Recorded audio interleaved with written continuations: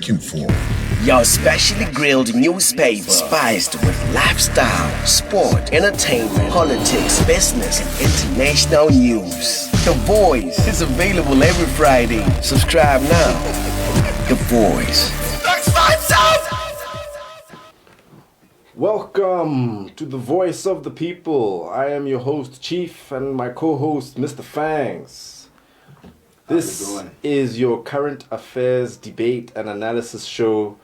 Go tsang di issue tse leng gore di alama lona le Botwana tse leng gore le ntse le bua ka tsone mo di social networking tse leng gore di ntse di thagala mo pampiring ya rona ya The Voice. E be re tla re di soboka, re di analyze, re di discuss and all things. So today we are talking about women representation in roles of leadership. So our motion today, Fangs, is should we have a quota for the amount of women who are supposed to be in our parliament, right? That's right. Yes. Pretty much that. Would we not have a better political atmosphere, political environment? Would we not be better served? We made it mandatory. At least 50% of the people that are in parliament, that hold seats in parliament, are actually women. And I suppose it's relevant because I get it, we just had our first ever woman finance minister this year, almost 60 years after independence. You know, also there was recently a female president inaugurated in Tanzania. There you go. So it's relevant. It asks a lot of questions about why there are so few women in these leadership roles and whether or not we should be doing something about it. Precisely. So as usual, page near The Voice so that we can get some of your views. We're always interested to hear what your views are as the people, because so before we get into it, Fangs, because today Fangs again quota, and I am against that. Not to say I'm against women empowerment, I just don't believe in quotas. So let's get to some of the comments that came through first. The first comment is from Marlon Vito Biko, and Marlon says, gender equality is a lie. There is no such thing. Just give everyone a fair chance to compete instead of filling up spaces with someone because they have a V. People tend to ignore that some women in certain positions can be as useless as some men. Look at the caliber of women right now in our cabinet and parliament. Do we need more of that? The same goes for men there.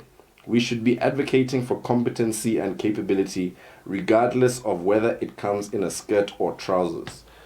Interesting point from Mr. Marlin. I somewhat agree with him, but not with some of the things he said, because he was being a bit... you know what? My problem with the contradiction in commenting because on the one hand, he's saying that he believes that women are just as capable as men, and there's some women that some women will be useless just like some men will be useless, which is fair enough. But then if that's the case, then why is it that you've got such a largely skewed representation of women and men in parliament? Because if they're equally capable, then you should get about the same sorts of numbers represented in parliament. But it's largely skewed in favor of men. So does that mean that women are less capable? And that's the dangerous sort of thinking that goes along there. Or what? Okay. No, interesting thing. Let's read another comment there by Rogers. Do you want to get to that one? Rogers Moeng Are. We should aim for equality of opportunity, not outcomes. Such policies have failed even in the most egalitarian societies. Human beings aren't random events. They will always choose for themselves what they like. No need to force it down their throat. Again, I agree somewhat with Rogers, right? That, human beings will always gravitate towards what they truly believe in. I'll mention that in my speech, but just to go over it, I think to get real change, to get people to buy into change, just for the sake of it, you need to get the people on board so they feel like this is not just a token policy, you know? All right. Well, I'm gonna disagree with you there, Chief, because there's a number of ways that we can look at women empowerment, but the fundamental point here is women make up at least 50% of our society, more than in Botswana's case, right? So when you empower women, what you are doing is you are empowering 50% of your society. That means your economy, it can achieve its potential better than if you've got half of your community that is being disempowered through a number of historical policies. Because I don't think there's any argument that historically women have not been afforded the same kinds of opportunities as men are. Right? This is partly due to culture, the fact that the women child before independence and even post-independence, the woman child is less likely to be sent to school. The fact that there is less emphasis on the woman child being independent and providing for the family, all these different things. So just from issues such as social attitudes, and then in terms of opportunities that they actually get, and then in terms of the way that we provide them opportunities in senior positions, whether that's in the private sector or in government, right? All of this tends to create an environment where women are less likely to contribute in certain sectors of the economy, politics being chief amongst them. And if you think that politics is an arena where decisions about how our society is run and governed, that is a society, that is the arena where all these decisions are made. And yet women are by far, I think we have less than 20% of our parliament is women. Right, which means that women have a disproportionate say in how the society is governed. But you trickle down, even beyond parliament, you look at lower political positions, such as Bukhanselara, for example, such as the Khosi, right? In every political arena, every political area, women are by far the minority. I think there's 2 women chiefs in Botswana's history.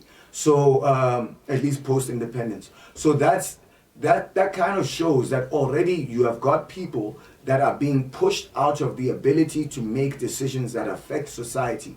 Therefore, they are being disempowered, right? And this is an economic fact known throughout the world. The minute you empower countries, you empower women in a society that has been previously disempowered, all of a sudden your economy rockets up. All of a sudden, little things like gender-based violence and abuse of women and things like that, they start becoming rarer because women are able to stand on their own feet, and it's a lot harder to oppress them. So I think on that first idea, it's very important to empower women. But my second idea comes to this notion, because we all understand that it's important to empower women. How do we end up getting there? What's the best way to do that? Is a quota really the best way to do that? And when you think about it, if you already agree that the outcome is desirable, if we already agree that you need to have women in and around these sorts of decisions, you need to encourage women to see that they can make careers for themselves in politics. The most direct way to show them this is to actually force the people who are organizing political movements, the parties, to have to offer up women candidates. Force them to have to find women that are suitable for these roles, because they will do that. They will mobilize amongst themselves. They have many women within their parties. It's just that they're not given the same opportunities as men. Of course not. They're shunted off to a women's league, right? They're not part of the same movement, right? So once you force parties to have to do that, then all of a sudden, little young girls who are joining the BDP or joining the BMD or whichever other party, they see that I can actually gain a future here. I can actually end up becoming a president here, right? Because I don't think any Botswana girl thinks that they can realistically become a president here. Why should they? We've never had a female vice president or anyone of that authority. We just had our first female finance minister, which honestly should not be something that we're proud of. We should be doing better. Ke a ruta Mr. Fangs gore tota wena o batla gore go nne le empowerment ya basadi, and ra dumalana ho o bona go gona ra dumalana ke dumalana le dio tse dingwe tso di buileng tsa bo gore our society is traditionally very patriarchal. It pushes women out of leadership roles and all of these things. But let's start with that. There's a little bit of a tension because if you are admitting that our society is traditionally patriarchal, how do you think then these men are going to react to you forcing them to be in a leadership role with a woman? Which is my first idea of tokenism, right? And the effect that tokenism has. Because kind of that's essentially what's going to happen with these parties. These parties are going to want to put people there just hella for the sake of ticking the box. Because Feng's Ari, party night has to have some women who are standing. So all they're going to want to do is tick a box, right? So what that does, Fangs, it devalues the position itself. Because now you never really know, is that person there because they're competent, are they just filling the box, right? But on a second level, it creates tension because you're putting them against other women who maybe are trying to fight up the ladder. And now they're going to feel like, just because. So it creates that tension, the tokenism tension.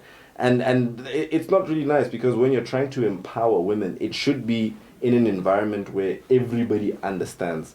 So when you create this tokenism, like I said, that tension is going to be unavoidable, right?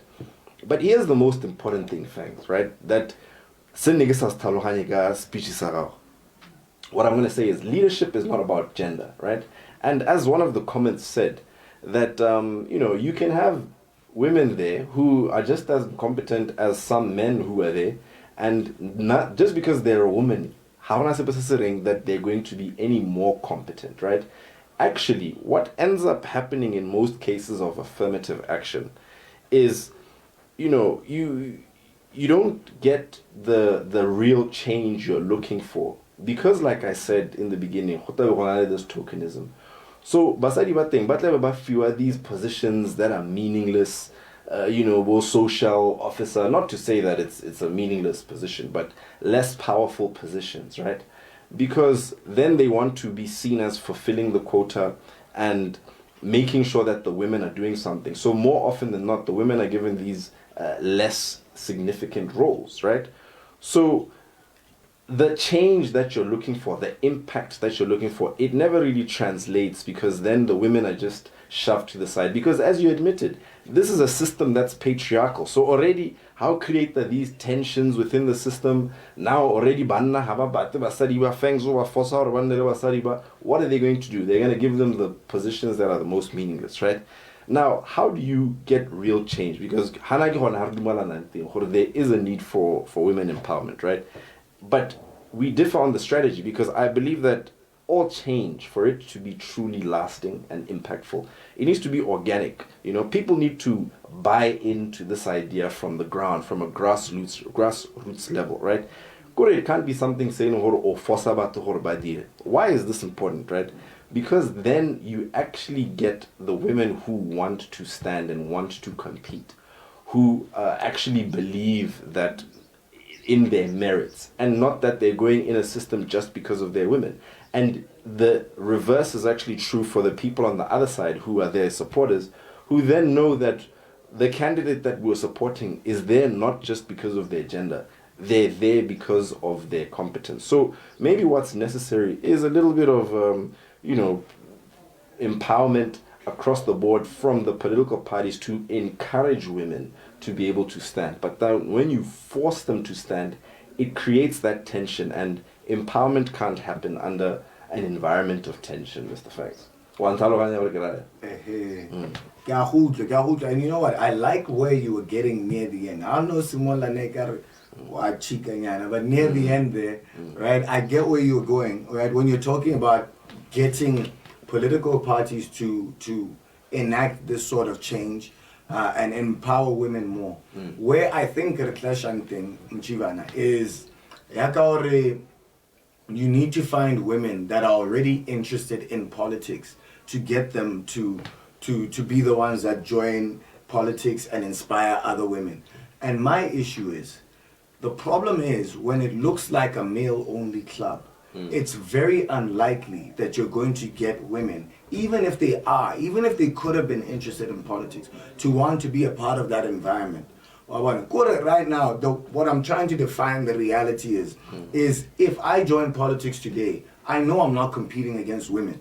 I'm competing against men. Right? That's what's happening in my head already. Okay, and that's the reality we want to change. So sorry to cut you off, but then don't you feel like that's a social perspective? And that's just the prevailing attitude from society. So even if what do you think the effect will be now if you try and force people who already don't want to be with women to be with women? Here's how I see it, right? So you introduce this thing, 50% of parliament have to be women. So now all these parties are competing kind of for seats in parliament.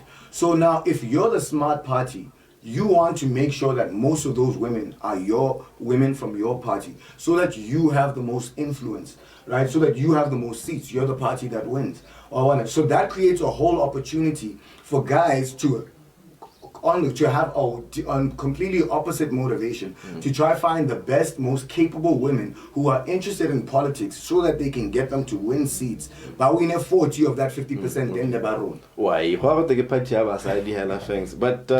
let's get to some of these comments, right? Because we always love to hear from the people on the ground. The first comment here is from Tato Tuto Utluang. Shout out to you, Tato. It says, guys, I believe in gender equality, equal opportunities for all. I don't believe in affording opportunities based on your gender. I believe we should be afforded the same opportunity to compete fairly. What I despise in quotas is quotas. Let's empower our women to be able to hold fort against men, and that's achieved way before we need to employ them. Yeah, you see,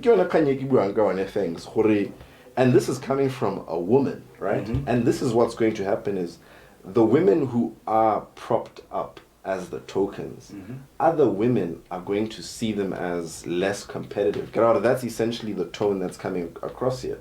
I mean, you'd like to think that, right? But then you find that out of, how many countries are there in the world? 200? 112 of them have some sort of quota for women in parliament. But it's not like women are viewed like tokens in those countries. You know, for example, everybody's talking about Rwanda and how they're empowered and they're growing and they're developing and everybody wants to be like Rwanda. Rwanda is one of 5 countries in Africa that has a quota for women in parliament. Like this idea the idea that we're going to think less of women. We already live in a society that thinks less of women, Chief. What's going to change? I don't know if Rwanda is exactly the bastion of women's rights at the moment. But let's move on to another comment. Do you want to read comment that has Stain? Stain, no problem with that. Stain Kirimwine Hevita. I have no problem with that as long as they are competing. As long as they are competing for those positions with their counterpart fairly and not where they are given on a silver plate. Right? You see, it's essentially the same thing. Look, everyone is agreeing with the idea of empowerment, right? We need female empowerment. But I think the problem is when you try and force it down people's throats. Because look, affirmative action policies generally, they always come with this kind of a backlash. And what that does, it takes away from the end result, which is women empowerment. Because now we're debating, okay, are they empowered or is it just them being propped up for tokenism? You see, I hear you, Chief. And I'm going to go to Kanyaka. It's like this. It's a strange argument that on the one hand we're saying there's a problem with...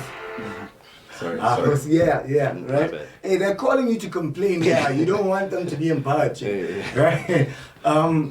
It's a strange argument, we live in a society, right, where we all acknowledge there's a problem. Women are disempowered, right? And then when we come up with a policy to try and empower them, then the counter is, no, you can't do that because then people won't want women to be empowered. And the reality is we already live in a society where people don't want women to be empowered. That's why they're disempowered. So we may as well just accept that backlash because at least then we'll have backlash but women are empowered. You know what I mean? No, Gahuta Fangs, basically you don't care about their feelings. The short-term, whatever feelings they may be feeling, as long as there's women empowerment. But now here's the question. What makes you think that just by virtue of having women there, women's issues are going to translate across the board. Because again, let's look at Rwanda, for example, and look at the positions that women are holding in Rwanda. Are they translating down to real change for women on the ground? Or are they just positions that Paul Kagame knows that, yeah, as long as I have women here and there, I look good for the media? The reality is, even if you have tokenistic positions, Chief, it's better than none. So, for example, it's better to have one black person on your jury than no black people on your jury. Hey, you know what I mean? The point is, if there's some representation, because there's issues like, for example, there's no pads for girls in high schools. That we have a male-dominated parliament. That's not an issue that they even care about. It doesn't even come up to their agenda. You know what I mean? But that's maybe something that public schools should be providing for girls. If half of parliament is women, they understand what that means, because that's something that they have personally had to deal with. So it becomes very difficult for the men in the room to say, yeah, let's talk about more important things. You know what I mean? That is a very important thing all of a sudden. You know what I mean? So already that's changed. I will agree with you that definitely when you have more women at the table, the agenda is shifted and more of issues are there discussed, right? Yeah. But now the question that I ask myself is there a legitimate will to discuss those issues, or is it just being done for the sake to appear as though those discussions are being had? Well, and there's so many instances where that's the case, where we're just like, you know what, we're having this discussion to make it seem as if we really care, but what's the impact on the ground? You get what I mean? If you are having the conversation and a year ago you weren't having the conversation, that's progress. Yeah. Okay. Well, thanks a lot, Mr. Fangs. That brings an end to today's debate about women empowerment. So, we would like to hear from you guys what you guys think. Continue with the discussion on the Voice BW Facebook page. We also have a YouTube channel where we've archived all these debates. Just look for The Voice of the People with Chief and Fangs. And we are also on Instagram. You can check us out there as well. So until next week, you can engage with us. Tell us what other issues you'd like to hear about from myself, Chief, and Mr. Fangs. Goodbye. We know what you're looking for. Your specially grilled newspaper, spiced with lifestyle, sport, entertainment, politics, business, and international news. The Voice is available every Friday. Subscribe now. The Voice.